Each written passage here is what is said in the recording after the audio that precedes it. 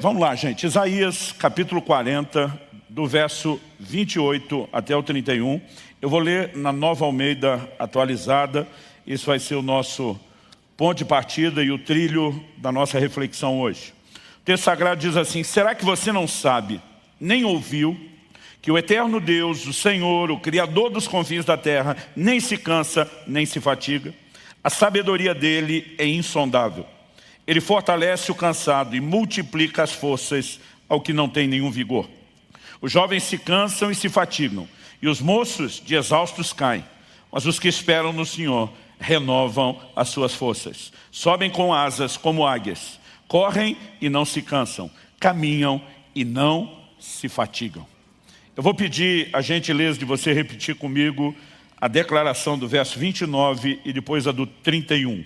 Se você puder, me acompanha com gosto e vontade. Diga comigo: ele fortalece o cansado e multiplica as forças ao que não tem nenhum vigor.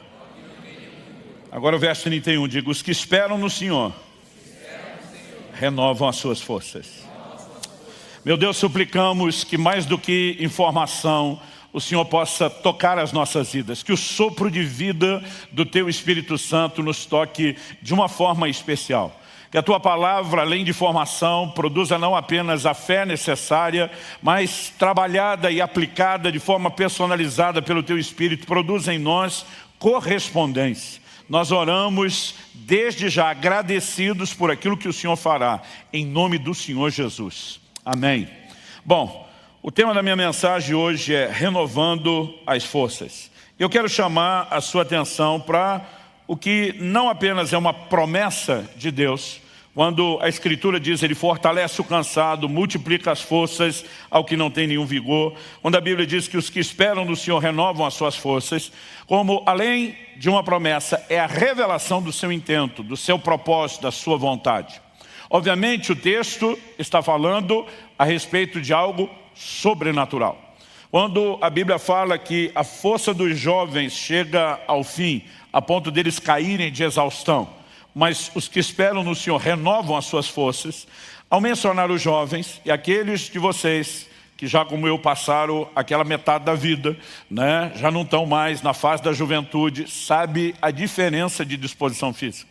Um dia desses, chamei meu filho para a gente malhar junto, e depois ele falou: pai, e aí, quer correr uns 10 quilômetros? Falei: tu tá maluco? Né? Falei: você acha que eu tenho esse pique, essa sua disposição de 23 anos? Mas mesmo a moçada, que está no auge do vigor e da disposição hormonal, chega um momento que eles descobrem que tem um limite. Mas a Bíblia está dizendo: os que esperam no Senhor vão além. Então a Bíblia não está falando nem só de força natural e nem tampouco só de algo no aspecto físico, mas está falando de uma manifestação sobrenatural. Eu quero chamar a sua atenção para algo. Nós vivemos um tempo, uma época na história da humanidade, onde a maioria de nós não chega a ter uma experiência de exaustão física, de esgotamento de forças e energias. E quando eu falo esgotamento, estou falando num sentido pleno. Por quê? Mesmo aqueles que trabalham, né, com esforço físico, nós temos hoje, né, na modernidade em que vivemos, ferramentas que auxiliam demais o trabalho. Né? Por exemplo, gente que arava a terra sem o auxílio de bois, e depois descobriu que boi puxando o arado era uma grande ferramenta de auxílio, morreria de inveja da gente de ver todo o maquinário agrícola de hoje em dia. Em qualquer área, né? Você pode falar de um marceneiro, qualquer pessoa que trabalha com esforço físico já não tem a dimensão de esforço que talvez a antiguidade fez. E muitos de nós, com outros formatos de trabalho no mundo digital, a maioria de nós acaba não tendo essa experiência. Né? Talvez possa haver um ou outro atleta de alta performance, mas a maioria de nós talvez vai dizer: nunca conheci o esgotamento físico. Eu tive uma única experiência que eu posso falar, que fala de exaustão física. Em fevereiro de 1993, estava ministrando um evento em Itajaí, Santa Catarina. Eu lembro que o evento terminava, acho que no domingo pela manhã, e a gente se programou ali no final da manhã, para o começo da tarde, ir para a praia. Tinha um grupo de irmãos que tinham vindo de Goiânia, né, um dos poucos estados do Brasil aí, que a gente fica sempre brincando com eles: vocês não têm mar, como se fosse uma grande coisa da qual se orgulhar. E eles resolveram que queriam conhecer o mar, nunca tinham tido contato com o mar. Quando nós chegamos, a praia estava toda sinalizada pelos bombeiros com bandeira vermelha, o mar estava de ressaca, mas apesar do perigo, eu falei para um irmão, um morador local que estava nos ajudando, falei, cara, essa turma nunca pisou na areia do mar, nunca viu o mar, nós temos que dar alguma coisa para eles. Ele falou, pastor, então vamos nesse lugar aqui. E aí quando nós entramos, estava mais ou menos assim, com água até só perto da cintura, porque ele estava preocupado. A gente não ficou 10, 15 minutos, ele falou para mim, pastor, eu conheço muito bem essa praia. Ele falou, do jeito que o mar começou a puxar, em 10, no máximo 15 minutos, essa turma não sai mais, mesmo quem sabe nadar. Eles não estão acostumados com isso. Eu acho melhor a gente mover esse grupo todo por precaução para aquele lado, deixar eles ainda mais no raso. Eu falei, vamos ter todo cuidado. Movemos o time todo. Tinha um cara que não era do grupo, estava conosco. Mas ele não quis sair conosco. Estava inclusive com uma prancha de buddy-buddy. A gente pensou, esse é o único que não tem como afogar, está com a prancha. E saímos. Mas daqui a pouco, entre o barulho de uma onda e outra, eu estou ouvindo gritos, e eu olho na direção de onde nós saímos, está um cara lá se debatendo. Eu não vi mais a tal da prancha, mas parecia ser o cara que não quis sair com a gente, e ele está desesperado pedindo por ajuda. Aquilo me deu um rompante que eu não conseguia pensar. Falei para a turma, estou indo buscar. Aquele morador falou, pastor, não vá. Já está difícil sair sozinho. O que dizer trazer alguém. O senhor não vai conseguir. Ele falou, eu vou chamar o bombeiro. Eu falei, então chama o bombeiro para tirar nós dois, que eu vou tentar trazer esse cara até onde der. Né? Eu não conseguia pensar naquela hora, mesmo não tendo a experiência dele. E eu fui nadando na direção do cara. Não me deu muito trabalho, porque dizem que o perigo nessa hora é que o cara no desespero agarra em você, afoga os dois. Ele estava bêbado, mas pensa um cara bêbado. Eu só lembro de ter chegado assim perto, já sentindo o bafo, e ele dizendo, agora vai morrer nós dois. Eu falei, está amarrado em nome de Jesus. E eu tentava nadar, trazer aquele cara de volta. E apesar dele não dar trabalho, ele também não ajudava muito. E eu não conseguia muita coisa. E de repente eu vi que minhas energias estavam se esvaindo, se acabando. E eu comecei a orar, falei, Senhor, não sei qual foi aquela manha do Pedro andar em cima d'água, mas eu preciso de ajuda, eu preciso de ajuda, eu preciso de ajuda. E de repente eu percebi que o mar puxava muito mais por baixo do que por cima, e me deu um insight. Cada onda que vinha, eu jogava ele por cima com a onda, nadava na direção dele. Desse jeito eu consegui trazer ele até a metade. Foi o tempo dos bombeiros entrarem e tirarem nós dois. Por quê? A hora que eles entraram, eu já estava no limite da exaustão. Para você ter ideia, né? Mesmo que ele tenha nos puxado até o raso, eu não conseguia do raso andar até a parte seca. Era um nível de exaustão que mal dava para segurar o joelho, né? Mal dava para levantar as mãos. Eu nunca experimentei isso na minha vida, nem antes nem depois. Os caras literalmente, do raso, tiveram que me carregar, me deixar na areia, até que eu conseguisse me recompor. Não estou falando apenas do fôlego, né? Mas realmente de um nível de exaustão profunda. A maioria de nós nunca viveu isso. Mas mesmo uma experiência como essa, você resolve com uma noite de sono, quando você tem um nível de exaustão muscular, talvez alguns dias de reparação do tecido muscular, mas o descanso resolve. Agora, quando a Bíblia está falando de Deus que dá força ao cansado, o foco, particularmente eu acredito que não tem a ver com a questão física, mas principalmente com o que eu quero denominar aqui de cansaço interior. Esse é o primeiro ponto que eu quero destacar. Existe um cansaço que é interior, não é exterior. Ele não é físico. Então, por exemplo, em Isaías no capítulo 35, nos versículos 3 e 4, a Bíblia diz, fortaleçam as mãos frouxas e firmem os joelhos vacilantes. Digam aos desalentados de coração, sejam fortes, não tenham medo. Eis aí está o Deus de vocês, a vingança vem, a retribuição de Deus, Ele vem para salvar vocês. Apesar de usar um exemplo de exaustão física, tipo aquele estado que eu estava de não conseguir sair da praia, joelho trôpego, mão frouxa, você mal consegue levantar os braços, não firma mais os joelhos. O texto na sequência diz, digam aos desalentados de coração.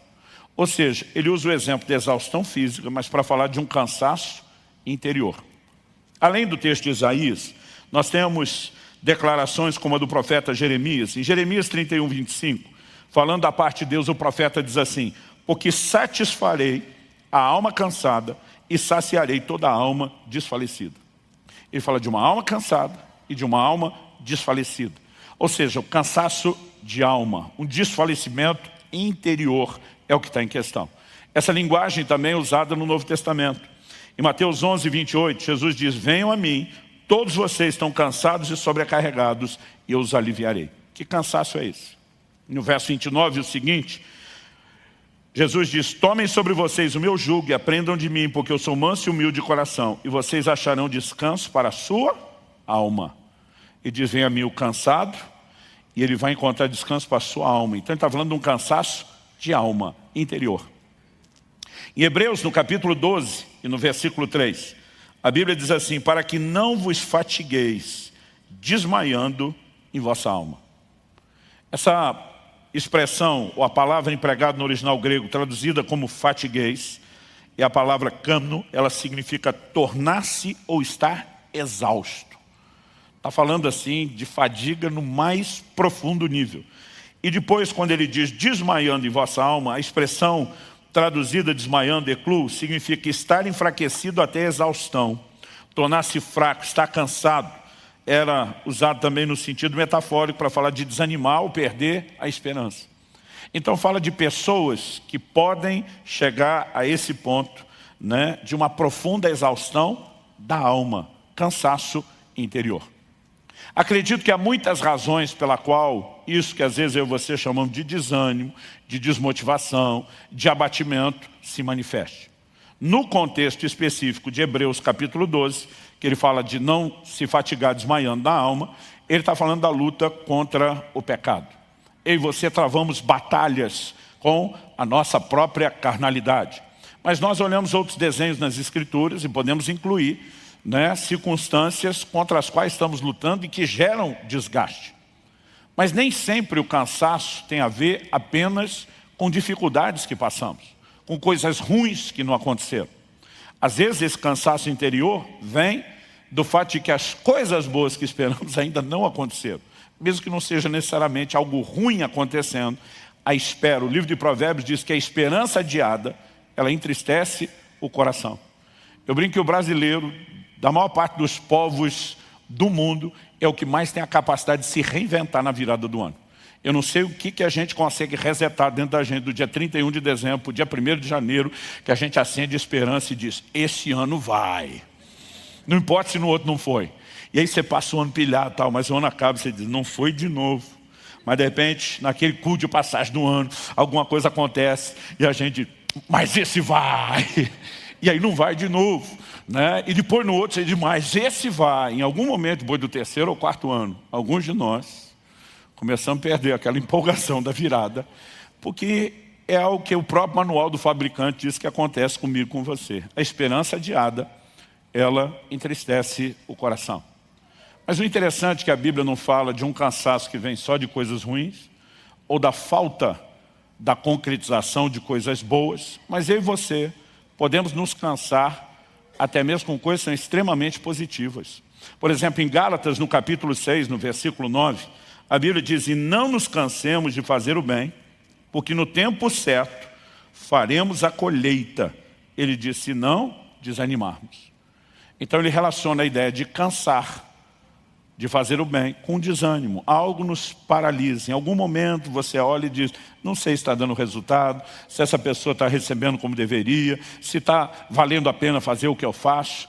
E a Bíblia não diria sobre não cansar de fazer o bem, se fazer o bem não cansasse. Então até fazer o bem cansa.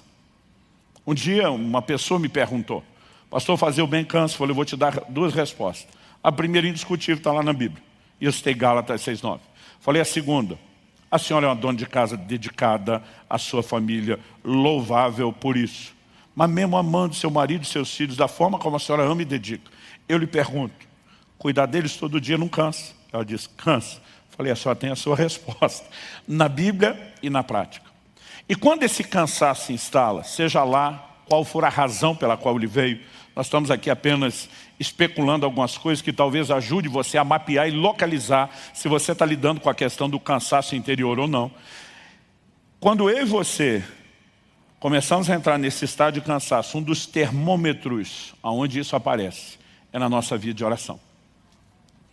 No Salmo 69, verso 3, o salmista afirma, estou cansado de clamar e a minha garganta secou. Os meus olhos esmorecem de tanto esperar por meu Deus. Eu digo que aqui ele já saiu do nível oração e foi para o choração, né? É muito mais um lamento, é muito mais um desabafo do que qualquer outra coisa. Se isso não fosse verdade, de que o cansaço parece se manifestar e paralisar até a nossa vida de oração, porque em Lucas 18:1, a Bíblia diz que Jesus teria contado uma parábola sobre o dever de orar sempre e nunca desanimar. De alguma forma, esse desânimo contagia a vida de oração e a gente começa a perceber não só a indisposição, talvez de fazer o bem, de lutar contra uma circunstância ou contra a questão do pecado, mas até mesmo de orar. E é quando nesse outro terreno a coisa começa a se manifestar que eu e você podemos ter problemas maiores. Porque pelo menos esse aspecto da oração é o ponto onde a gente podia mudar e reverter o quadro. E eu quero chamar a sua atenção para o fato de que Deus fez uma promessa. Ele fortalece o cansado. Ele multiplica as forças ao que não tem nenhum vigor. É a sua palavra e Ele é fiel àquilo que Ele falou. Pastor, então é só eu estar cansado que Deus vai agir? Não. A Bíblia diz que os que esperam no Senhor renovarão as suas forças. Então, Deus está dizendo o seguinte, Ele se revela como o Eterno, o Criador dos confins da terra, o Senhor que não se cansa e nem se fadiga.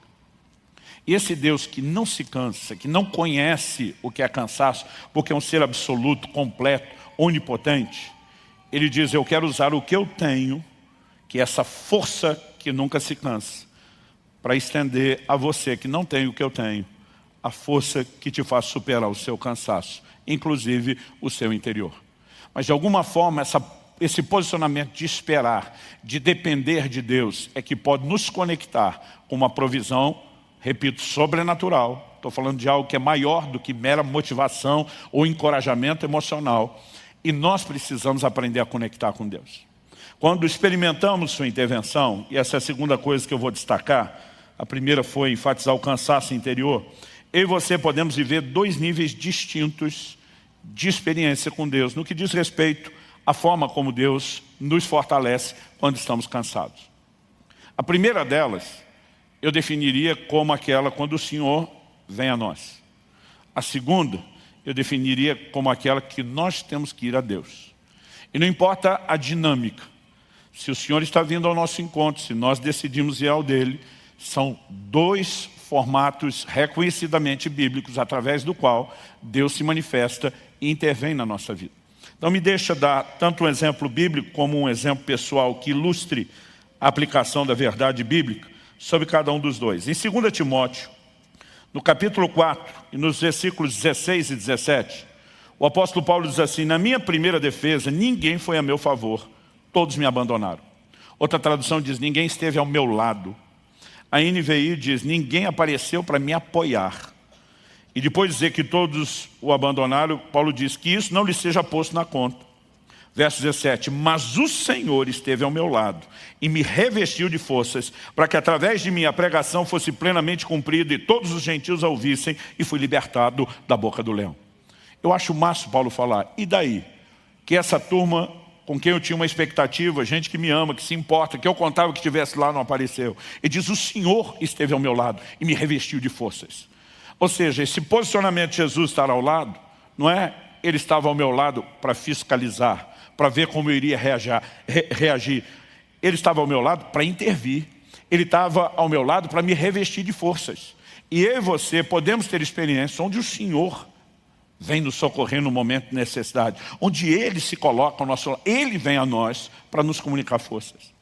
E uma das primeiras experiências, marcantes pelo menos, que eu tive nesse sentido, eu estava no primeiro ano do meu ministério pastoral, nós estamos falando de 94, que eu comecei a pastorear em dezembro de 93, antes disso eu passei alguns anos viajando, pregando no ministério itinerante, e não bastou alguns, não tinham passado muitos meses, bastou um pequeno período de tempo para que eu tivesse já que lidar com um grande desânimo.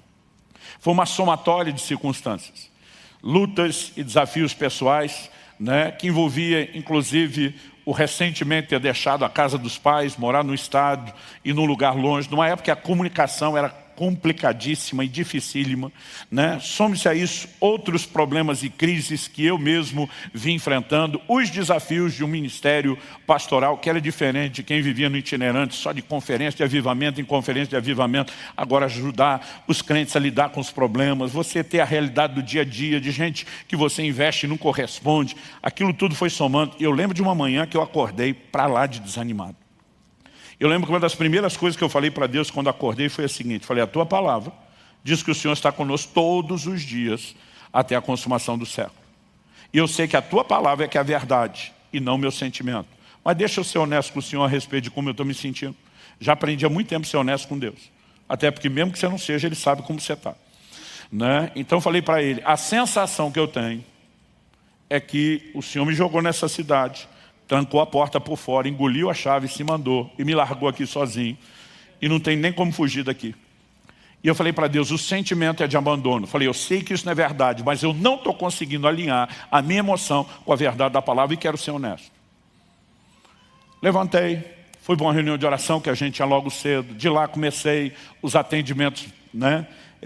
Que tínhamos agendados aí o tempo todo, um pedaço do almoço, começo da tarde livre, fiz um monte de visita, voltei para os atendimentos, emendei para um culto à noite. Depois do culto, tínhamos uma situação difícil para resolver e eu gastei horas numa reunião de conciliação familiar. Eu lembro que eu cheguei em casa, era depois de 1h30 da manhã, antes de 2, mas jamais de 1h30. Cheguei tarde, cansado, pelo menos aquele dia corrido me distraiu, não me deixou lembrar do sentimento. Mas eu lembro que a hora que eu estacionei o carro, o estacionamento ficava atrás de um prédio que eu morava. A hora que eu desliguei o carro, eu percebi, no instante que eu desliguei o carro, que a luz que normalmente acendia automaticamente à noite ali no estacionamento, provavelmente estava queimada com algum problema, estava tudo muito escuro. Tão escuro a ponto de, naquela época você não fechava carro no controle, era na chave. Né? A ponto de eu ter dificuldade de localizar ali a fechadura para conseguir. Enquanto naquela missão no escuro, tentando fechar o carro com a chave, uma voz rouca e cavernosa ressoa atrás de mim. Você está cansado. Eu já ia virar repreendendo o Satanás. Depois eu levei em consideração a segunda possibilidade. Quem vive aprontando com os outros, sempre fica meio que de prontidão com o que podem fazer com ele. A Bíblia diz que quem semeia vento colhe tempestade. Naquele momento, eu dei primeiro uma olhada, falei, antes de eu dar motivo para depois ainda tirar com a minha cara, olhei para a janela do prédio onde morava, se não era outro amigo, a voz não era dele. Né? Enquanto eu estou ali procurando, sai um irmão das trevas, do canto mais escuro, rindo. Era um irmão da igreja que usava o mesmo estacionamento. Falei, pastor, desculpa, eu não resisti. Eu vejo que vocês estão sempre aprontando com o outro. Vocês, era principalmente eu, e o pastor Luiz Gomes, que ministrou aqui no Sobrenatural. Nós dividimos um apartamento quando solteiro. E eu só pensando, miserável, você me paga, vai ter troco. Né? Eu por fora sorrindo, cara de paisagem, por dentro assim, a maldade já programando o que é que eu podia fazer de volta. E eu acho que distraído com aquilo, eu não tinha percebido o tamanho do susto que eu levei. Na hora de subir a escada, e era um andar só, o apartamento que eu morava era um andar de cima só. Eu percebi o tamanho do susto, que as pernas estavam mole. Estava difícil subir a escada, eu só pensando, vai ter troco. Mas ao mesmo tempo que eu planejava a minha vingança, eu estou nessa, não quero que me peguem de novo. Então eu entrei com muito cuidado na casa, dei uma boa olhada.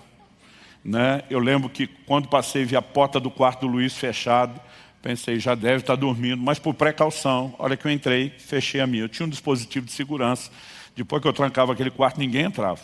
Mesmo assim, por precaução, olhei embaixo da cama, nada.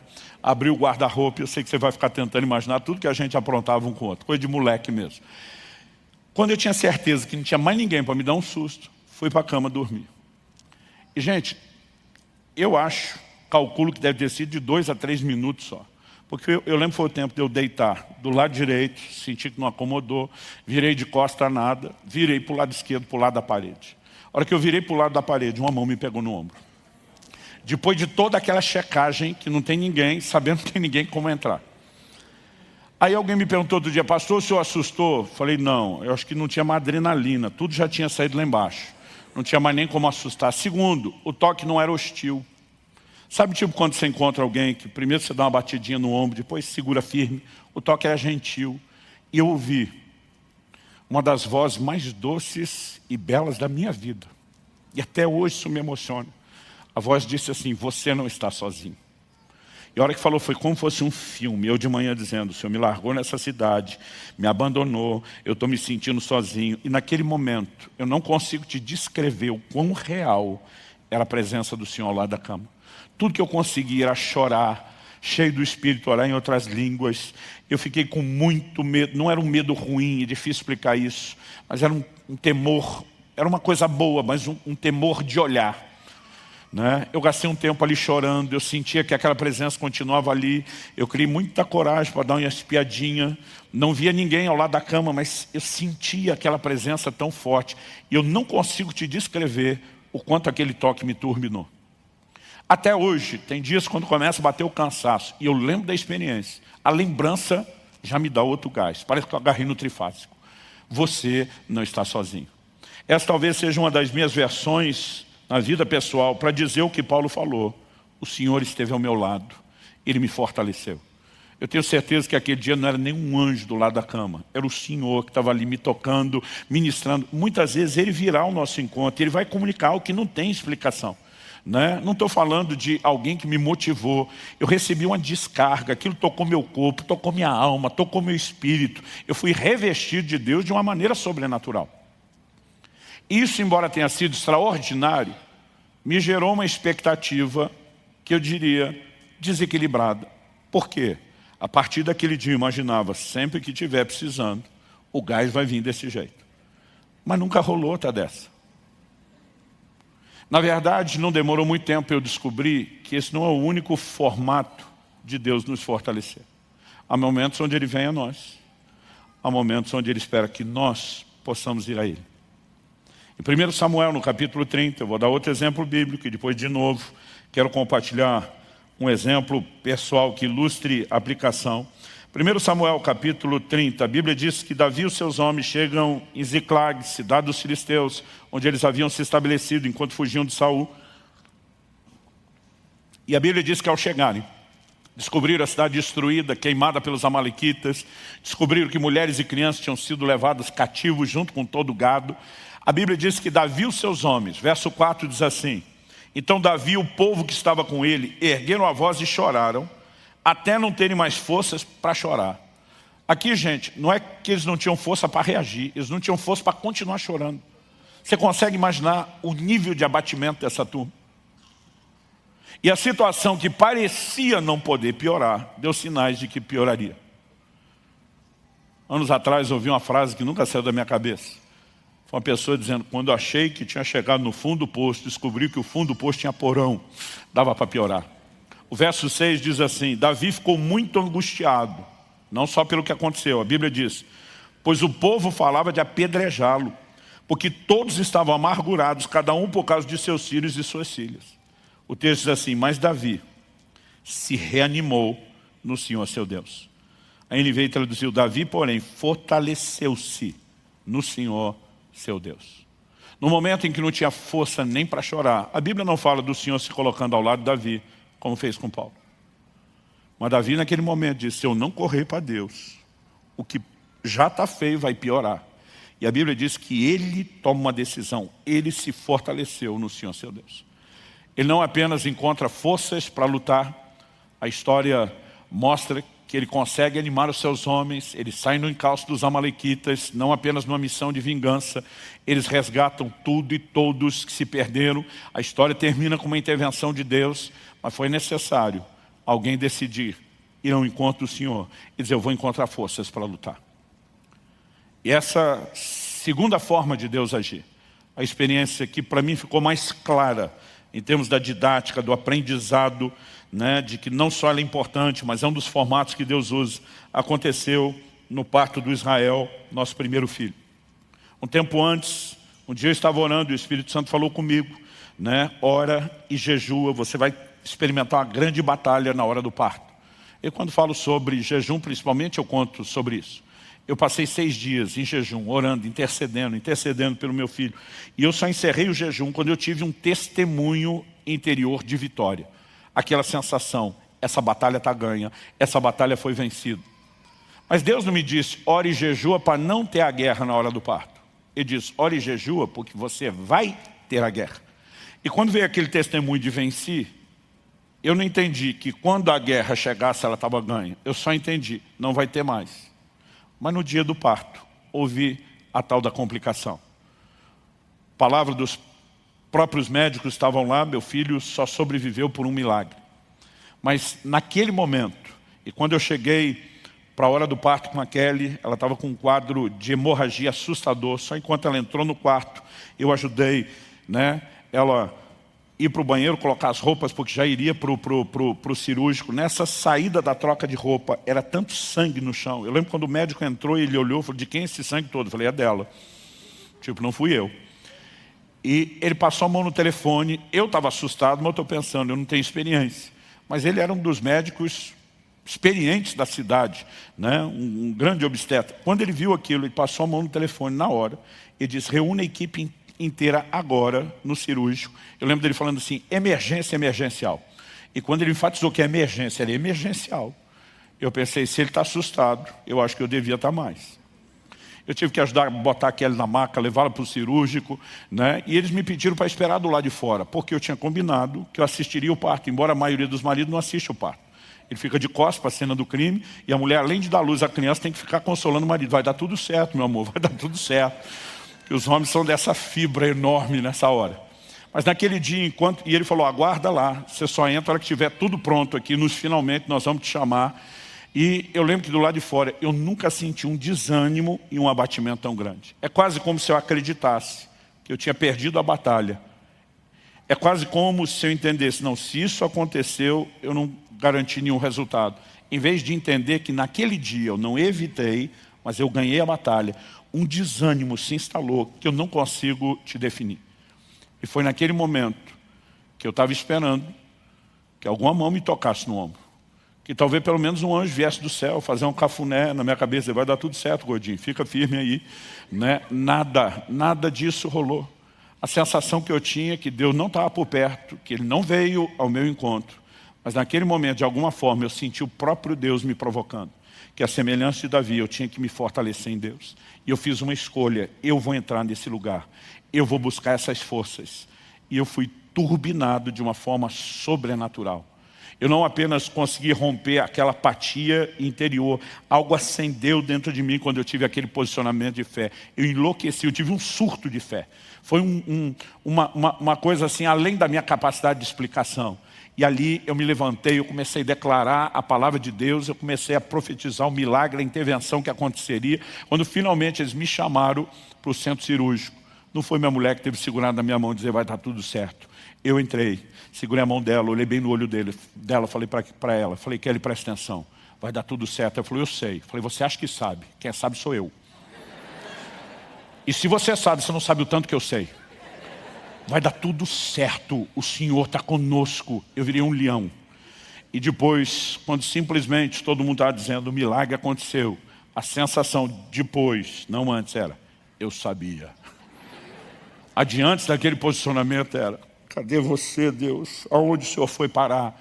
Agora, o que eu entendi a partir daquela dinâmica, vendo textos como esse que eu estou dando, que nem sempre a dinâmica de fortalecimento é a mesma. Há momentos onde a Bíblia, aliás, a maior parte do tempo, a Bíblia nos ordena ir ao Senhor. Não manda a gente esperar de forma passiva que Ele vem. Então me deixe ler alguns textos. Efésios capítulo 3, verso 16. Para que segundo a riqueza da sua glória vos conceda que sejais fortalecidos com poder mediante o seu espírito no homem interior. No mesmo lugar onde o cansaço se manifesta, do lado de dentro, interior, é onde o revestimento de poder quer se manifestar. Efésios 6,10 diz, quanto ao mais, sede fortalecidos no Senhor e na força do seu poder. A maior parte das versões traz isso no imperativo, fortalecei-vos no Senhor e na força do seu poder. É você que vai lá buscar as forças em Deus. Colossenses capítulo 1, verso 11. Sendo fortalecidos com todo o poder, segundo a força da sua glória. A verdade é que a maioria das circunstâncias, eu e você vamos descobrir que nós estamos numa espécie de batalha de improviso. A gente não se sente pronto para ela. Nem em situações como a minha, quando Deus ainda avisou que haveria uma batalha, de alguma forma a gente parece criar uma fantasia e dizer, não vai ser bem assim. E a sensação muitas vezes que a gente é pego de surpresa, de improviso. Quando eu falo de improviso parece que você tem que lutar, de uma forma para a qual você não sente que está preparado, né? E quando eu falo preparado, não é nem só treinado, você não parece não ter os recursos. Isso sempre me faz lembrar de uma declaração de Deus, que está lá no livro do profeta Joel, no capítulo 3, versículos 9 e 10.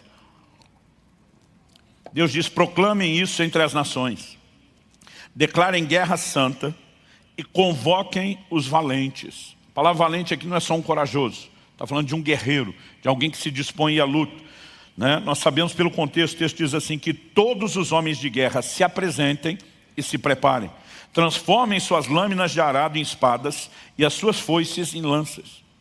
Ou seja, Deus está dizendo que tem que ainda arregimentar, alistar o exército todo, e que essa turma nem armamento tem. Eles vão improvisar. O improviso é, vão pegar, né, as lâminas do arado, vão pegar as foices, vamos improvisar as armas. E nesse contexto Deus diz que o fraco diga: eu sou forte. A tradução que me impactou e que eu decorei quando garoto dizia: diga ao fraco, eu sou forte. Eu lembro de um dia ver um pregador desses de fé, animado, empolgado, dizendo: para dizer que você é fraco, Deus mandou você não falar da sua fraqueza, mandou falar da sua força, porque Deus disse que você não é fraco, você é forte. Eu pensei, não foi isso que Deus disse. Deus diz: diga o fraco. Se Ele chamou a gente de fraco, até Ele está dizendo que a gente é fraco mesmo. E se não te avisar, eu quero te avisar. Isso que você é, fraco, fraquinho ou fracote. Escolhe qualquer um deles. Só que Deus diz: você não vai falar de quem você é sozinho ou naturalmente. Porque Deus está dizendo: você não vai passar guerra sozinho. Você está entrando numa guerra comigo. Então você não está entregue ou vendido à sua própria sorte, aos seus recursos ou à falta deles. Deus está dizendo: porque eu vou me unir a você. E minha força é muito maior do que sua fraqueza. Sua fraqueza vai ser diluída, vai desaparecer no meio da minha força. Então Deus está dizendo: mude o seu discurso, porque você não está sozinho. Então mesmo em batalhas de improviso, eu e você podemos ter um discurso. Nós temos um Deus que fortalece o cansado, que multiplica as forças ao que não tem nenhum vigor. Nós precisamos reconhecer que os que esperam no Senhor renovarão as suas forças. E eu e você podemos entrar numa dimensão completamente diferente de fortalecimento em Deus. Você crê nisso? Em terceiro e último lugar, eu gostaria que a gente considerasse um pouco da importância de lidar com a realidade da nossa fraqueza e limitação. Pastor, certeza que tem importância nisso? Certeza. Eu não sei você, mas já tive que lidar muitas vezes com a presunção de querer ensinar Deus como ser Deus. Eu, por exemplo, tive um acidente de carro em agosto de 93, e declaração de médicos e enfermeiros que me socorreram, que nem eram cristãos. Ele dizia: teu santo é forte, alguém lá em cima vela por você, né? Me explicaram: olha, a pancada que você teve, nesse lugar que nós tivemos que fazer todas as estruturas, que é o lugar do hematoma dos cortes, que é a região da fonte, uma pancada forte é fatal. Nós sabemos que a sua foi muito forte. Os resultados da tomografia são esse aqui, me apresentaram. Eles disseram: a gente não entende, honestamente, como você está vivo, como você não entrou em coma, com esse nível de traumatismo craniano e com essas evidências. Eu lembro que um dos enfermeiros dizia: nós tivemos que reconstruir mais de metade da sua pálpebra esquerda. Ele falou: não consigo imaginar o que quer que seja que rasgue isso. Eu imagino que foi o óculos na pancada. Ele falou: eu não consigo imaginar o que quer que tenha rasgado de tal forma a sua pálpebra, de qualquer ângulo, que não tenha tocado seu globo ocular e vazado ele, você perdido a vista, né? Então todo mundo só falava de milagre, milagre, milagre. Eu lembro que eu falava para Deus: milagre por milagre, já que o Senhor vai fazer um, não podia ter arrumado o carro lá em cima na estrada, em vez de ele cair na ribanceira? Em vez de só ser grato por aquilo que Ele tinha dado, eu estava dizendo: o Senhor não podia ter feito melhor? Agora, será que só eu, que já tive esse tipo de dificuldade, alguns de vocês também tentaram ensinar Deus a ser Deus? Uma das coisas que me incomodava é dizer: Deus, o Senhor está aí, dizendo que você não se cansa, não se fatiga. Mas o Senhor nos fez de um jeito que a gente se cansa e fatiga. O Senhor não podia ter feito a gente mais parecido com o Senhor? Seres incansáveis, indesanimáveis. E eu lembro que numa época dessa que eu estava nessa presunção de tentar ensinar Deus a ser Deus, eu comecei a entender uma perspectiva bíblica que envolve outros aspectos. A minha e a sua fraqueza, ela precisa ser continuamente, para mim e para você, um lembrete da nossa insuficiência. Precisa gerar em mim e em você um senso de dependência, da suficiência de Deus. Imagino que se eu e você fôssemos incansáveis e indesanimáveis, não demoraria muito tempo a gente ficar para lá de besta, orgulhoso, arrogante, presunçoso e virar as costas para Deus. Deus deseja partilhar o que Ele tem, o Deus que não se cansa, que não é vencido pelo cansaço, sim. Como? Não nos fazendo sem necessidade dEle, mas nos suprindo com a necessidade que nós temos dEle. Ele nos fortalece o tempo todo. E Ele sabe exatamente o que Ele fez e como fez. A perspectiva que a Bíblia aborda sobre essa questão das nossas fraquezas, normalmente é essa. Dá uma olhada comigo no que Paulo disse em 2 aos Coríntios, no capítulo 1, eu vou ler do versículo 8 até o versículo 10. O apóstolo diz assim: porque não queremos, irmãos, que vocês fiquem sem saber que tipo de tribulação nos sobreveio na província da Ásia. Foi algo acima das nossas forças, a ponto de perdermos a esperança até da própria vida. Uma tribulação acima, além das forças, a ponto do apóstolo, não estamos falando de um novo convertido imaturo, mas de um dos maiores gigantes da fé do Novo Testamento, desesperar da vida. Mas ele diz no verso 9, de fato tivemos em nós mesmos a sentença de morte, para que não confiássemos em nós mesmos. Observe essa frase. Para que não confiássemos em nós mesmos, e sim no Deus, que ressuscita os mortos, o qual nos livrou e ainda livrará de tão grande morte. Nele temos esperado que ainda continuará a nos livrar. Paulo diz, nesse cenário de fraqueza, de muitas vezes desesperar, e diz, eu aprendi que não posso confiar em mim. Esse é um lembrete da minha insuficiência, da minha incapacidade. Isso gera em mim, diz Paulo, um senso de dependência daquele que é todo suficiente, daquele que é capaz. Quem está entendendo, diga amém. Na mesma segunda carta de Paulo aos Coríntios, no capítulo 12, nos versículos 9 e 10, depois de falar de uma situação específica pela qual ele orou e não viu uma intervenção de Deus, ele diz que o Senhor respondeu ao apóstolo da seguinte forma: então ele me disse, a minha graça é o que basta para você, porque o poder se aperfeiçoa na fraqueza. Outras traduções dizem, o meu poder se aperfeiçoa na fraqueza. De boa vontade, pois, mais me gloriarei nas fraquezas, para que sobre mim repouse o poder de Cristo. Por isso sinto prazer nas fraquezas, nos insultos, nas privações, nas perseguições, nas angústias por amor de Cristo. Porque quando sou fraco, então é que sou forte. Aqui nós temos um paradoxo, uma aparente contradição. Como quando eu sou fraco, é que eu sou forte? Paulo está dizendo, quando eu entro em contato com a realidade da minha limitação e da minha fraqueza, isso me desperta para tirar os olhos de mim, dos meus recursos, e colocar os olhos naquele que é a fonte de toda a força. Paulo diz, quem tem essa consciência, olha para a fraqueza como um lembrete de que há uma outra fonte de onde eu e você tiramos força. A gente entende que a graça dele, que é força capacitadora, nos basta, que o poder dele se aperfeiçoa na fraqueza. Em momentos quando eu e você temos que lidar com fraqueza, ele fala do contexto de coisas que geram desânimo. Ele diz, eu sei que sobre mim vai repousar o poder, haverá uma intervenção sobrenatural. Quem está entendendo, diga amém. Então, em momentos como esse, eu e você precisamos saber para onde correr. O capítulo 40 de Isaías, que é o texto que nós lemos, ele diz, não apenas que os que esperam no Senhor renovam as suas forças, mas uma das afirmações que o texto faz, e eu particularmente gosto muito, ele diz, sobem com asas como águias. Depois ele vai dizer, correm e não se cansam, caminham e não se fatigam. Aqui tem o contraste dos jovens que se cansam, os moços que chegam à exaustão. E depois ele vai dizer, os que esperam no Senhor correm e não se cansam, caminham e não se fatigam. Mas no meio ele diz, sobem com asas como águias. Essa ilustração, para mim, ela é algo que me empolga e me empolga demais. Eu e você, talvez, possamos não perceber de imediato qual é a alegoria usada, porque no contexto aqui, né, da nossa fauna, da biologia, não só do continente, do país, da nação brasileira, mas pelo menos da época que nós vivemos, nós não temos acesso às águias. Mas vamos falar de outras aves que usam da mesma sabedoria. Porque está falando das águias que elas conseguem subir, né? Como normalmente as águias alcançam as maiores alturas. você raramente vê ela batendo as asas, se esforçando. Ela normalmente abre as asas, não apenas para planar, mas ela pega as correntes de vento.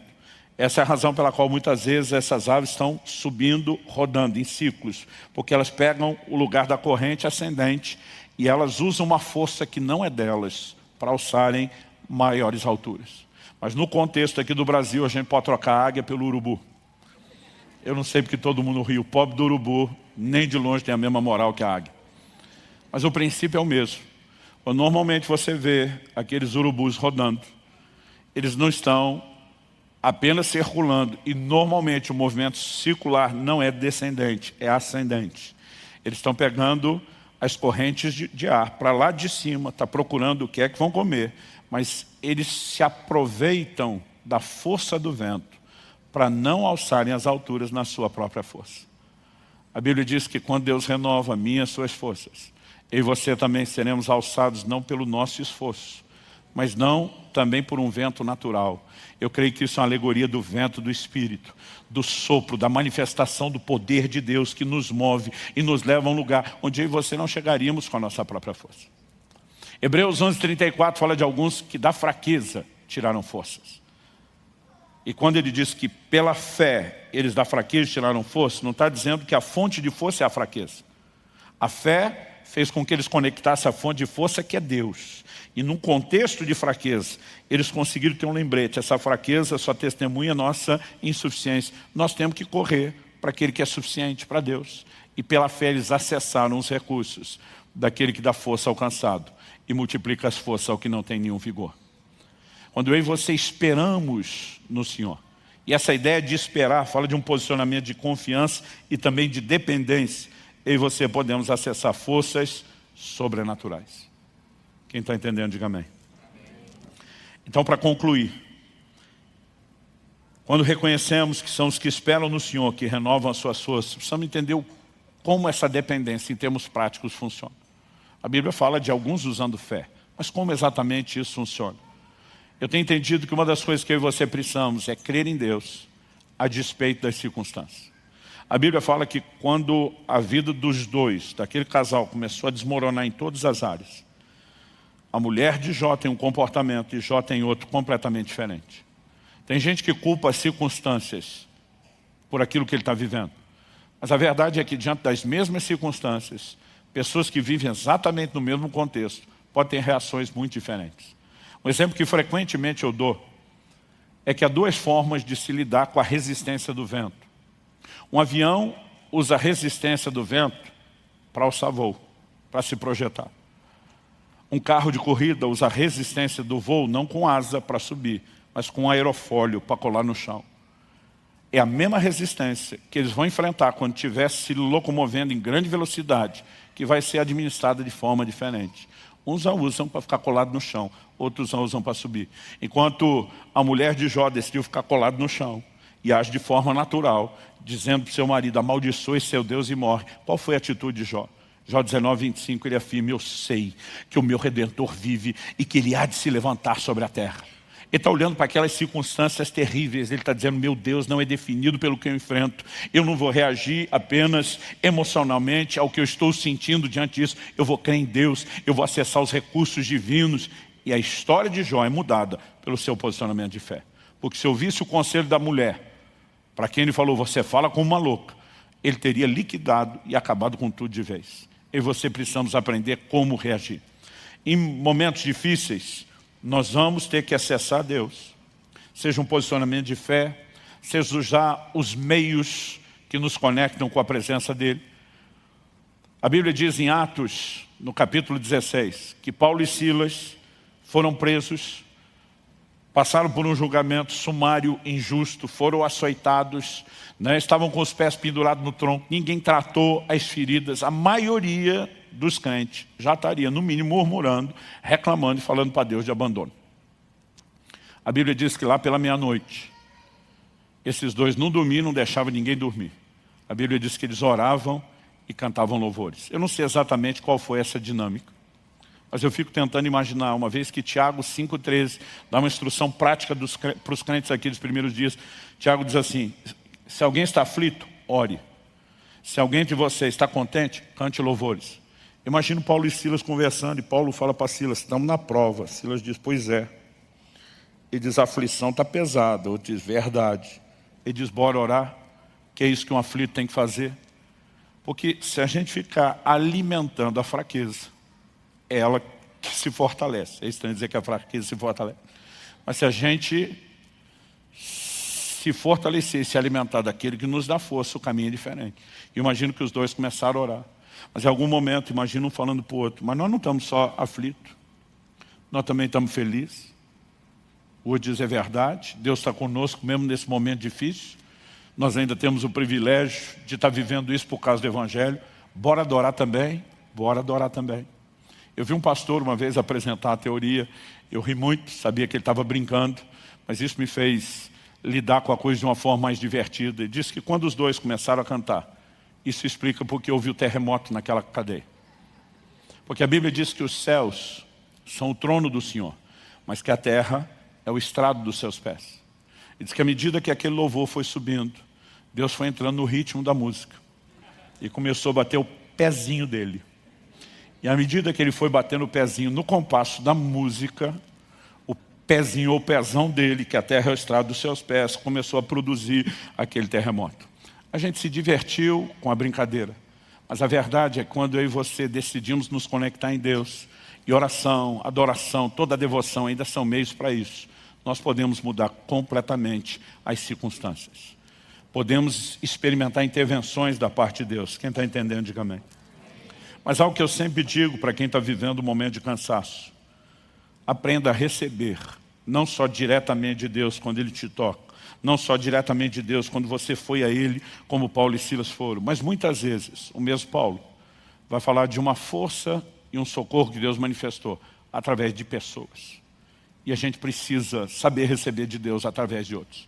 Em 2 Coríntios, no capítulo 7, nos versículos 5 e 6, particularmente eu creio que aqui Paulo está falando do que aconteceu lá em Filipos, quando eles foram presos. Ele diz, porque quando chegamos à Macedônia, e a cidade de Filipos era parte da Macedônia, não tivemos nenhum alívio. Pelo contrário, em tudo fomos atribulados. Lutas por fora, temores por dentro. Não bastasse o perrengue do lado de fora, ele diz, ainda tinha que lidar com os sentimentos, os temores do lado de dentro.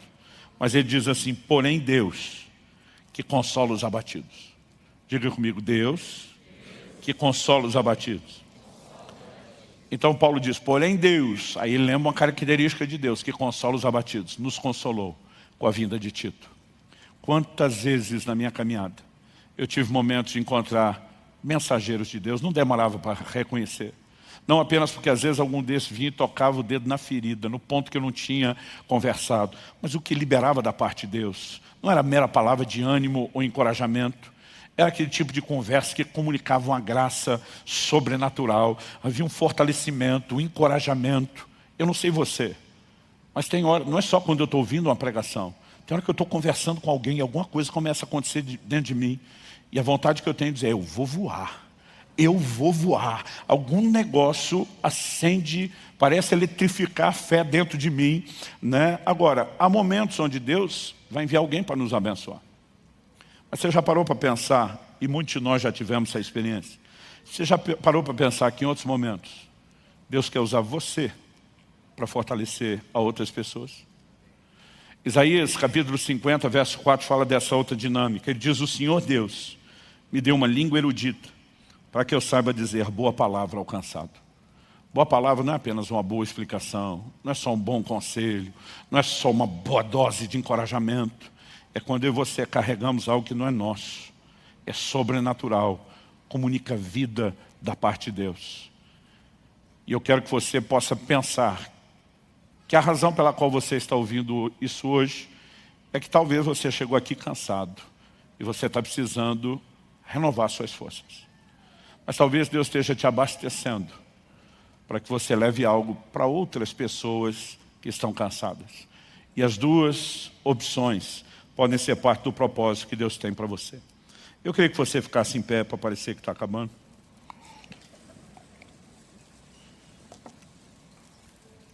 Eu quero ler um último versículo, que é o Salmo 31, verso 24, e nós vamos orar. O texto, muito alinhado com o que nós lemos em Isaías 40, diz: sede fortes e revigore-se o vosso coração, vós todos que esperais no Senhor. Quando o texto está dizendo sede fortes, que tipo de força ele está falando? Quando ele diz revigore-se o vosso coração, obviamente ele está falando da força interior, daquilo que faz superar o cansaço interior. Mas só o fato de eu estar cansado significa que Deus vai vir ao meu encontro? Não. A Bíblia diz que os que esperam no Senhor renovam as suas forças. É o meu posicionamento e o seu de dependência, de confiança em Deus, que atrai a intervenção dele. Isaías 64:4, a Bíblia diz: porque desde a antiguidade não se ouviu, nem com os ouvidos se percebeu, nem com os olhos se viu um Deus além de ti, que trabalha para aquele que nele espera. Há momentos onde eu e você chegamos para Deus e a gente simplesmente diz: estou abrindo falência, não tem mais nada o que fazer, só me resta esperar no Senhor, confiar no Senhor. E a Bíblia diz que Deus trabalha a favor daquele que nele espera. Ou seja, nós não apenas podemos ser fortalecidos, mas nós podemos ver Deus se mover. Esse fortalecimento é sobrenatural. Tem pessoas que vivem apenas de encorajamento humano, combustível emocional. Isso parece aqueles brinquedos de criança de antigamente, antes da época da pilha, que você tinha que dar corda. Alguém dessa época ou só eu? Ainda bem, obrigado. Aí você dava a corda, saía lá o brinquedinho, mas aí acabando a corda, ele ia diminuindo o movimento e parava. E se você quisesse vê-lo mexer, tinha que dar corda de novo. Tem gente que precisa que alguém dê corda nele todo dia. O que nós estamos falando é mais do que encorajamento emocional, e não estou dizendo que ele não tem a sua importância, mas nem de longe ele se compara com uma descarga do poder de Deus, com o vento do Espírito soprando debaixo das suas asas, te fazendo subir como águia. Aí a conversa é outra. Eu gostaria que nós tivéssemos alguns momentos, alguns minutos nesse momento final, onde nós pudéssemos orar não por protocolo de fim de reunião, mas onde a gente pudesse de fato se expor. Eu creio que você deve estar percebendo o que eu estou percebendo em todos os nossos 4 cultos. Há uma presença do Espírito de Deus nesse lugar. Há um toque divino à sua disposição. E nós podemos receber de Deus agora. Talvez você tenha a oportunidade de ter o Senhor vindo ao seu encontro e te tocando hoje. Talvez você tenha a oportunidade de entender: não, Ele está me chamando e quem vai a Ele sou eu. Talvez você precise ser fortalecido agora. Talvez Ele apenas esteja te preparando para algo que você vai enfrentar daqui a um tempo. Talvez Ele esteja te instruindo para te usar na vida de outras pessoas. Talvez seja a soma de tudo isso. Mas de qualquer forma, nenhum de nós tem uma desculpa a dizer: eu não preciso desse momento de oração. Eu quero que você não apenas peça: Espírito Santo, me ajude, me dirija na aplicação prática disso. Mas eu gostaria que você orasse dizendo: Senhor, eu quero o toque do Teu Espírito na minha vida. Eu quero a manifestação do Teu poder na minha vida. E fale com Deus do seu jeito, da sua maneira. Eu pedi para você ficar em pé por hábito. Você ora como você achar melhor, em pé, sentado, de joelho. Mas eu quero que nos próximos minutos você ore. Eu vou fazer uma oração por você, mas eu não quero você prestando atenção na minha oração. Faça a sua. Espírito Santo, Tua palavra foi comunicada. E nessa hora, nós contamos com a ação do Senhor de uma forma única, singular, diferenciada. Vem sobre os meus irmãos e irmãs. Nós clamamos pelo Teu sopro de vida, aquele mesmo sopro registrado em Ezequiel no capítulo 37, que vivificou aquele vale de ossos secos e o transformou num grande exército. Pai, nós sabemos que o Senhor está arregimentando os Seus soldados. Nós sabemos que o Senhor está levantando um exército que será vivificado pelo Teu Espírito. E eu oro por cada um neste lugar. Eu oro por cada um dos meus irmãos e irmãs. Eu oro pelo sopro do Teu Espírito.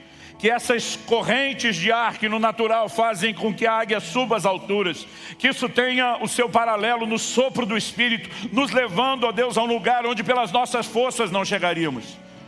Nós oramos hoje que a mão do Senhor nos toque. Nós falamos a manifestação desses recursos sobrenaturais, daquilo que nos leva além do vigor dos jovens, além da força e da disposição física dos moços. Pai, nós oramos por esse santo combustível celestial. Mais do que encorajamento emocional, nós oramos por uma descarga de poder, nós oramos pela provisão do alto, nós oramos por renovação das forças, em nome de Jesus. Toca-nos, envolve-nos. Permita-nos desfrutar não só do fortalecimento, mas da doçura da Tua presença. Nós clamamos em nome de Jesus. Em nome de Jesus. Fale com Deus. Ore como se tudo dependesse desse momento de oração. Se exponha a Ele.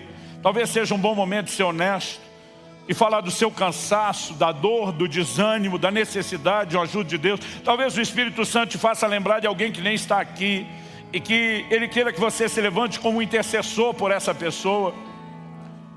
Mas simplesmente se deixe ser envolvido, ministrado, ou mesmo conduzido, liderado pelo Espírito Santo nessa hora e nesse processo. Faça isso em nome de Jesus.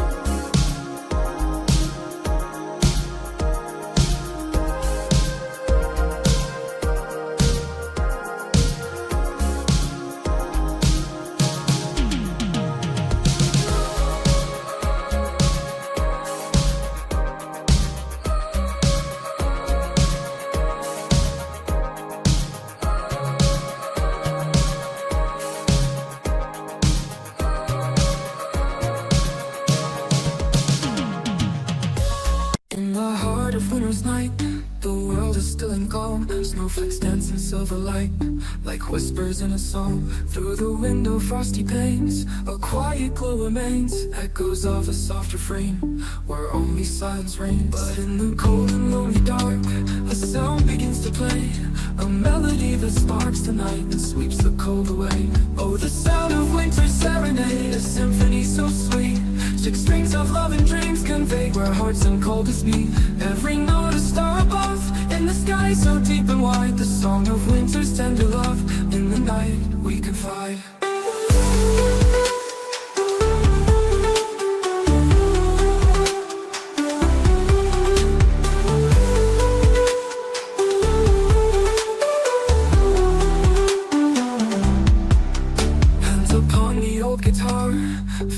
soft and warm, playing through the quiet stars, a shelter.